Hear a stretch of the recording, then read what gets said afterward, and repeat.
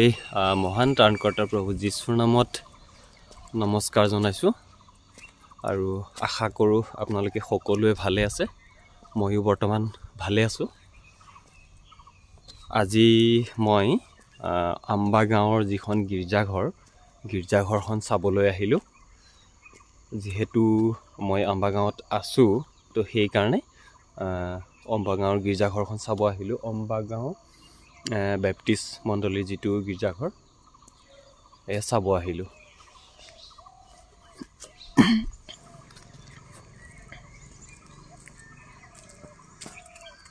এয়াই হ'ল আম্বা গাঁও বেপ্টিষ্ট মণ্ডলীৰ গীৰ্জাঘৰ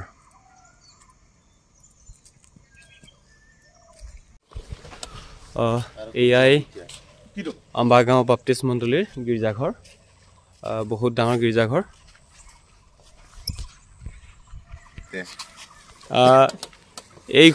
এইখন সমাজত কিমান মেম্বাৰ আছে আৰু কেনেকৈ তেওঁলোকে চলি আছে বা গীৰ্জাঘৰখন কেনেকৈ চলাই আছে তো এই মণ্ডলীৰ পৰা অকণমান জানিব বিচাৰিছোঁ এই ভিনি আছে ভিনি নমস্কাৰ নমস্কাৰ তো আপোনালোকৰ মণ্ডলীত কিমান ঘৰ পৰিয়াল আছে আমাৰ বৰ্তমান মণ্ডলীত 140 কিমানমান মেম্বাৰ আছে 700 মেম্বাৰ তো আপোনালোকে মানে যেতিয়া গীৰ্জাত বহে একদম সদায় সভাত বহা নিচিনা বহুত মানুহ হয় গীৰ্জাত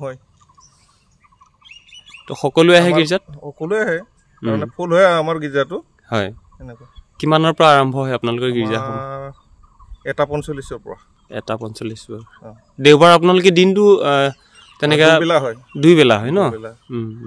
ৰাতিপুৱা সেশনত শান্তি স্কুল হয় তাৰপৰা বৰ গীৰ্জা হয় হয় ধন্যবাদ এয়াই আছিল আম্বা গাঁৱৰ মণ্ডলীৰ অকণমান ছুটি জাননী বুলি ক'ব লাগিব আৰু তো এয়াই আছিল আজিৰ আম্বা গাঁৱৰ ভিডিঅ' ধন্যবাদ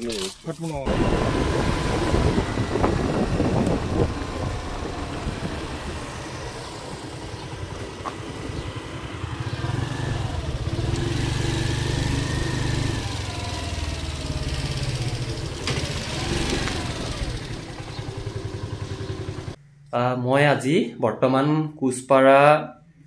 গাঁও এখনত আছোঁ যিহেতু এই গাঁওখনত মানে মই যিখন ঘৰত আছোঁ এই ঘৰখনত মোৰ ভণ্টি বিয়া হৈ আহিছে আৰু ভণ্টি বৰ্তমান ঘৰত নাই কিন্তু ভণ্টিৰ যিটো শাহু মা আৰু শহুৰ দেউতা আছে যিহেতু ভণ্টিৰ হয় তেতিয়া মোৰো হয় মই মা আৰু দেউতাৰ লগত অকণমান আলোচনা কৰিম আৰু আপোনালোককো মই চিনাকি কৰাই দিম এয়া হ'ল দেউতা নমস্কাৰ ভালে আছে ন আছে ভালে আছে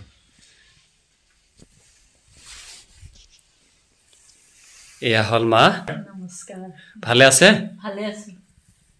তো কেনেকৈ লাগিছে আজি মই আপোনালোকৰ ঘৰত আহিছোঁ ভালে লাগিছে ভাত এসাঁচে খুৱাব নোৱাৰিলোঁ ভাত এসাঁচৰ কথা চিন্তা কৰিছে মায়ে কিন্তু সময় মোৰ হাততহে নাই একচুৱেলি কি মই বিশেষ এটা প্ৰগ্ৰামত আহিছিলোঁ তো সেইটোৱে মোৰ সময় নাই তো দুখ ইফালে নহয় দুখ মোৰ নিজৰ তাতহে দুখ আছে মানে তো খুব ভাল লাগিল এই পৰিয়ালত আহি মাক লগ পালোঁ আৰু দেউতাক লগ পালোঁ আৰু স্পেচিয়েল কথা কি মানে মায়ে নিজে খাবলৈ কাৰণে যিবোৰ শাক পাচলি মানে বিনা ঔষধ বা বিনা সাৰত নিজে বহুত কষ্টৰে ৰুই হয় না মা হয় আপুনি কি খেতি কৰিছে কবি ব্ৰকলি ফুলকবি ওলকবি বেঙেনা এইবিলাক সিজনত যি হয় আৰু মুলা এইবিলাক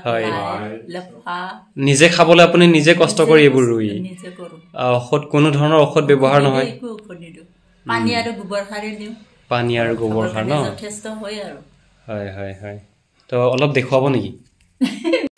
এয়াই হ'ল বিনা ঔষধত কৰা খেতি বহুত আছিলে শেষ হৈ গৈছে যিখিনি আছে সেয়াকে আপোনালোকক অকণমান দেখুৱাইছোঁ এয়া বন্ধাকবি হয় আৰু সিটো চাইডে ওলকবি আৰু ফুলকবি ব্ৰকলি তেনেকৈ দুই এজোপা আছে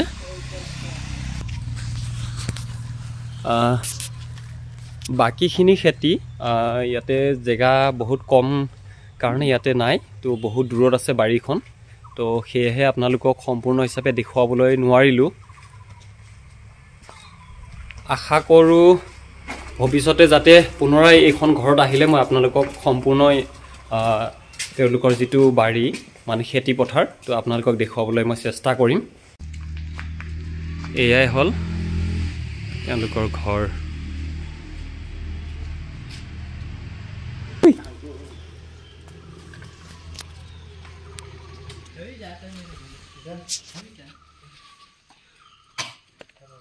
এতিয়া বৰ্তমান আছোঁ হৰিচিংগা ৰেলৱে ষ্টেচনত, আৰু ঘৰত যাবলৈ বৰ্তমান ৰেডি হৈ আছোঁ, ট্ৰেইন ৰখি আছোঁ। এয়াই হ'ল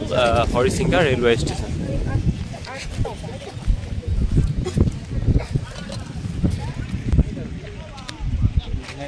উঠিলে যে